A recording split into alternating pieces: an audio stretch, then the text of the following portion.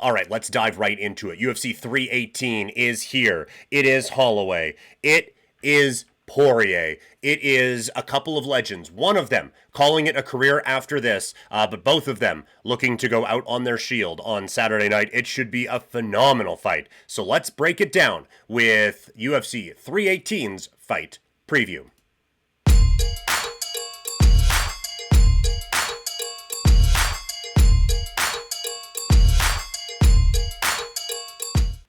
UFC 318 is here. It is Holloway Poirier 3 for the BMF title in Dustin Poirier's retirement fight in Dustin Poirier's home state. So, what are we looking at for UFC 318? This is your main card preview. Let's dive right in. We talked about Daniel Zellhuber as a fighter to watch. He takes on Michael Johnson. Zellhuber, 26 years old, out of Mexico City, Mexico. As we mentioned before, he's coming off of his first loss of his career, a split decision loss back at UFC 306. That ends a 3-fight winning streak for him.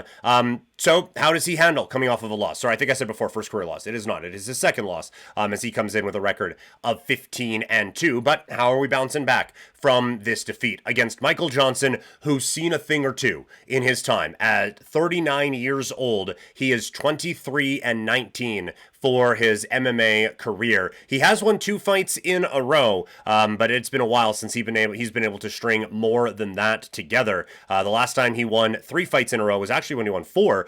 He beat Edson Barbosa to finish that off as he picked up his 4th straight win in 2015. So it's been a bit for our guy, is what we're telling you here. He is still a fine lightweight. I think this is a good test for Zellhuber to see exactly where he is at in the pecking order of things right now. And I think that we will find out that he is at least ahead of this level, as I think Zellhuber picks up the victory. I'm going to go Zellhuber by decision for our first fight on the UFC 318 main card. Then we go to the featherweight division. It is Dan Ige against Pitbull. Pitbull is 38 years old, a long-time Bellator champion, the former Bellator lightweight champion, former Bellator featherweight champion 3 times, 9 successful title defenses overall. But he is now trying to wipe away the title of disappointment after his lackluster debut at UFC 314, a unanimous decision loss against Yair Rodriguez. He's going up against Dan Ige, just a steady vet in the UFC at 33 years old, born in Hawaii. He is coming off of a knockout win over Sean Woodson, and Ige is a guy that, okay, if you can beat him, then we can still do some things in the featherweight division. But if you lose to him, it's back to the drawing board before we can work our way up into contention again. He is it seems like a dirty word, but gatekeeper is a pretty good word for Dan Ige right now. Where does Patricio Pitbull fit in to this entire thing? Right now, he is an underdog. It is a very tempting play to go with Pitbull. I think Pitbull at his best beats Dan Ige. I think that's very clear. I do think there is a little bit of, this is a new environment for me at the UFC level. Can he bounce back from it? I think he can.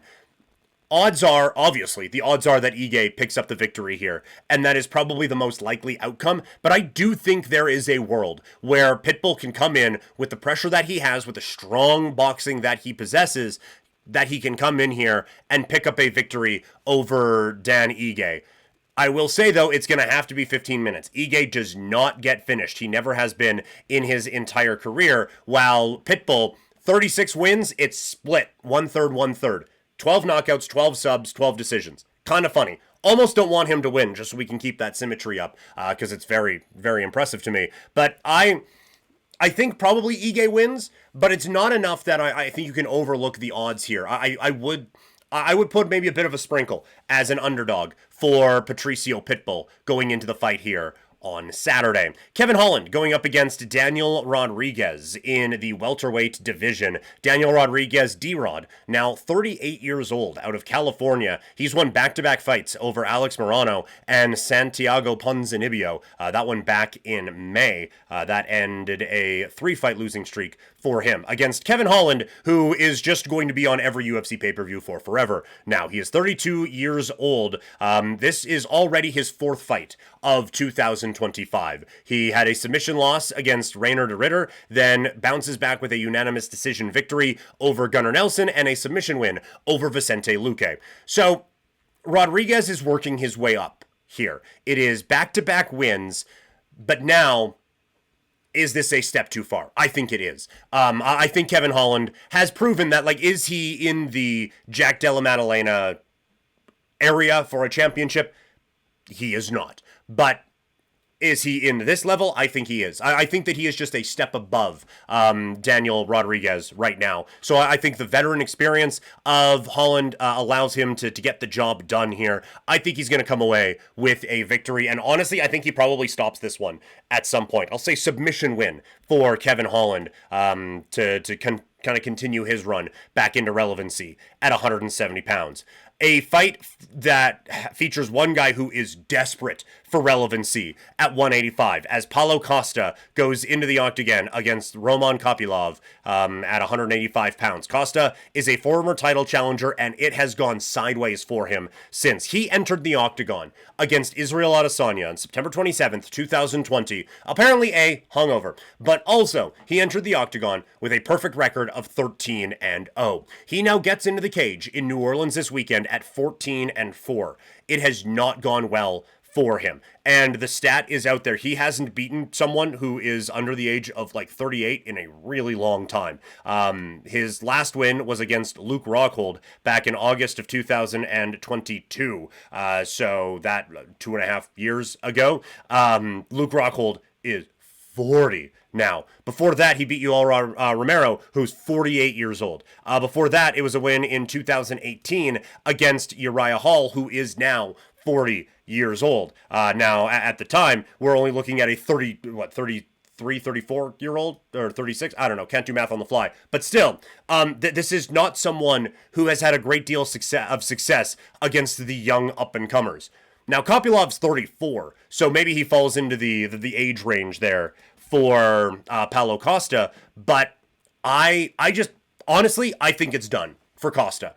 Kopylov would certainly be the worst of the five that Costa has lost to: Adesanya, Vettori, Whitaker, and Sean Strickland. All of them title challengers. I would be surprised if Kopylov works his way into that conversation, but I think when your run is done, your run is done.